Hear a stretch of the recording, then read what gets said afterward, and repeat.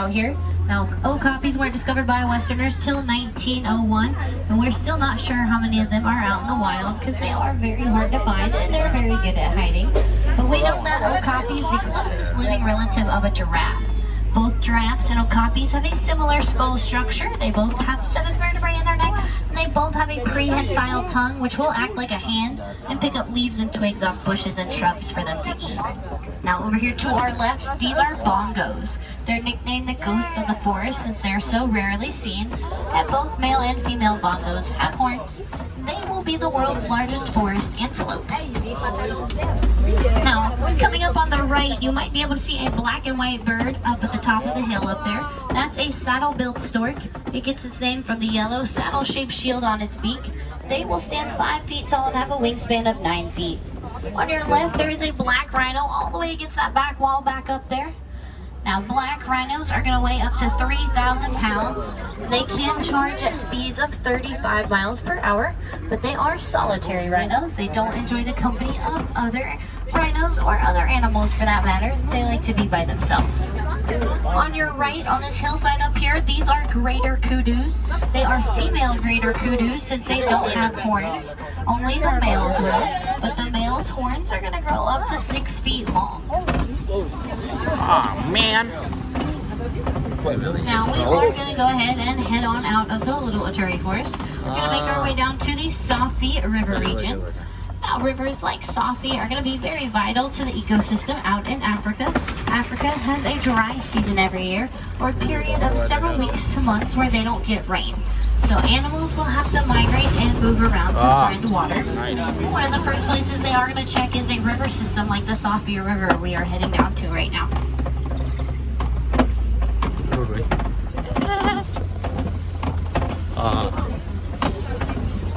There's no way to keep. If you can keep a camera steady on this thing.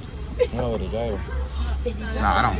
got no gyro. We're not using expensive equipment. Now, up here on our right, we are going to see several birds out here. But the one we are caring about is going to be the white birds. They are pink-backed pelicans.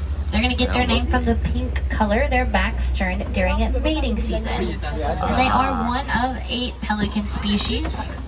They are going to be colonial nesters, so they nest in large groups of up to 500 pelicans.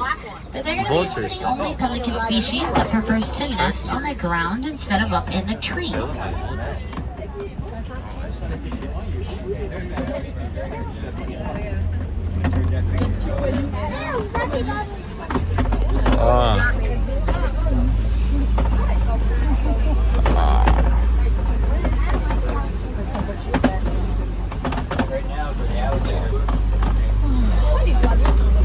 Man, that's funny. There's no alley. Oh, yeah, there are Nile crocodiles here. Maybe we'll see a Nile crocodile. I name him Lyle. La da da da da.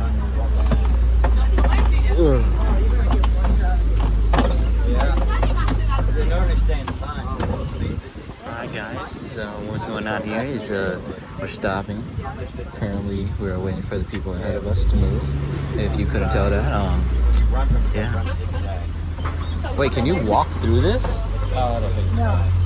Then why do they have bridges? Now, over here on our left, we will have Nile crocodiles. They will grow about as long as a giraffe is tall, so up to 20 feet long. Oh my god.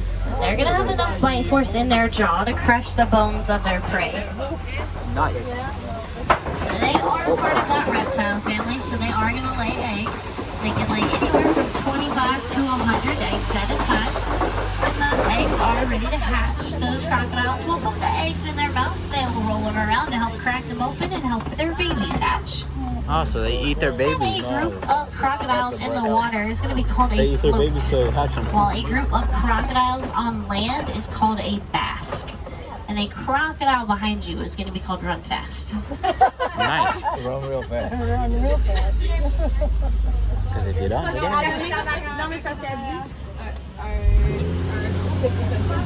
Now, we just left the Safi River. We are heading up to the savannah now. The savannah is going to be home to millions of migrating animals every year, and it will be the largest section of our reserve with most of our animals out here.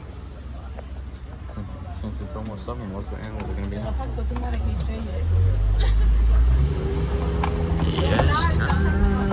you look over to your right-hand side, there is a tree over here. It's going to be called a baobab tree. It's also known as the upside down Yes, a tree, tree. since it looks like it was planted upside down with its roots sticking out. It That does. is a natural look for it. They're going to go leafless 9 months out of the year. They have a very thick trunk because they're really good at conserving water for the dry season.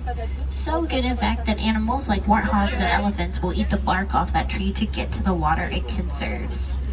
And that's why another name for baobab is tree of life. Those trees have been known to live over 2,000 years old out in Africa. Ah. Yes. Alright, we're going into Now that. we are heading on down to the savannah. All the animals that are going to be living down here are the caretakers of it. Holy So shit, elephants this are is going to bumpy. bulldoze down trees and bushes that get in their way. Giraffes will prune the trees and the bushes, eating the leaves. And antelope, they act like lawnmowers. They're going to eat the tall grass down. Now Ah. coming up on our right, we are going to have a Hartsman Mountain zebra. Now a group of zebras is called a dazzle. It does look like we have a dazzle out here. We have 3 zebras. And if you're wondering if zebras are black with white stripes or white with black stripes, you can always find the answer by looking at a zebra's nose. So all of our zebras out here have black noses, which means they are black with white stripes. And those stripes are going to go all the way down to their skin, so even if you shaved all the hair and fur off those zebras, they are still going to have their stripes.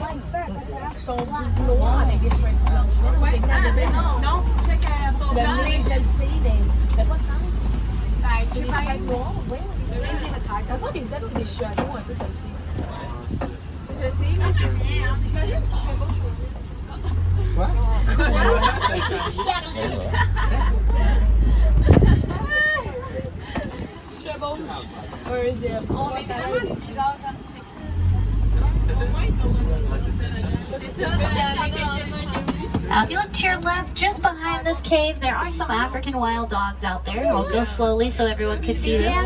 They're also called painted dogs. They're some of Africa's most successful hunters. They have a successful hunting rate of about 80% because they will track their prey till their prey drops from exhaustion.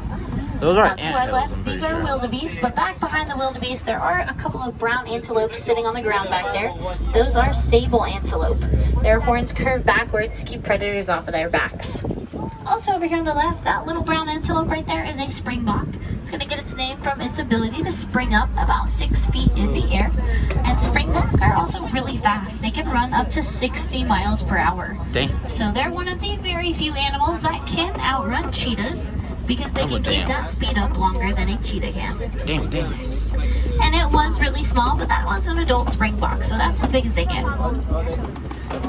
Now those wildebeest we just passed Oversized are going to one. gather Like in that too. groups as large as 1.5 million every year for their migration. And that migration will be so large they can see it from the International Space Station. And those wildebeest are going to have to travel long distances, around 500 to 1,000 miles every year for their migration to find enough water for the entire group. Well, I see a But giraffe. wildebeest can go 5 full days with no water. And a group of wildebeest is known as a confusion because when they run with their eyes closed. So it's very confusing. Now, coming up here on both sides of the truck, we are going to have these animals that have very large horns. They are called Ankole cattle. They are also known as the Watusi cattle, after the Watusi tribe that domesticated them.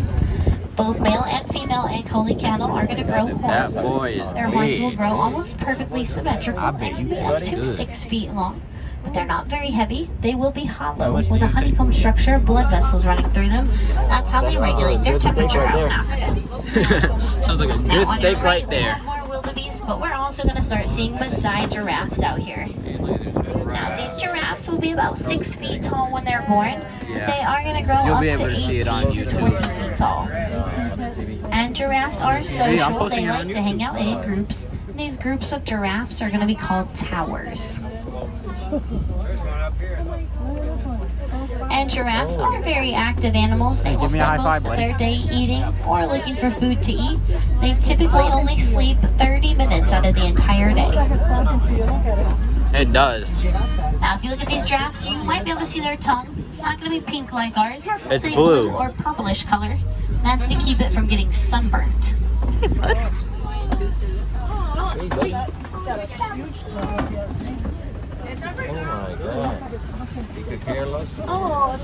He does Their not tongues are also very long. They're going to be about 20 inches long. So that's about the same length as your arm. They will use their tongues to clean their own eyes and ears. almost 2 feet. Now up here it looks like we have some trees knocked down. It's a pretty good indication we might be about to see some elephants. Because elephants are going to bulldoze and knock down trees and bushes like this. Shaky, shaky, shaky. Let's see, where would they be? Where? It's already a 10-minute video. This one's gonna be a big follow-up. What we got here? Water. Now, if you look over to your right, there is going to be an African elephant out there. Now, both male and female African elephants have tusks. Their tusks are made of ivory, but they are just going to be teeth that did grow outside of their mouth. They use their tusks to dig up tree roots to eat, or to strip the bark off the tree to eat. And males will also use their tusks to spar with other males during mating season. Remember, guys, road closed.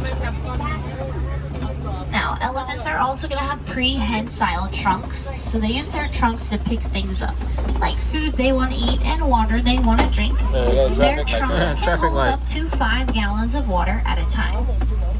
I get it real good. And while we go over this bridge, if you look to your right, you're going to get a better look at that elephant over here. Now, something else elephants pick up with their trunks is going to be dirt and mud. Just like that one just did. It's going to throw it up on its back to act like a natural sunblock for them because elephants have very sensitive skin. So that dirt and mud, it just protects their skin from the sun. So they will use their trunk and throw it up on their backs. Now it looks like we are going to be heading through some red clay pits up ahead. Now red clay is a popular hangout spot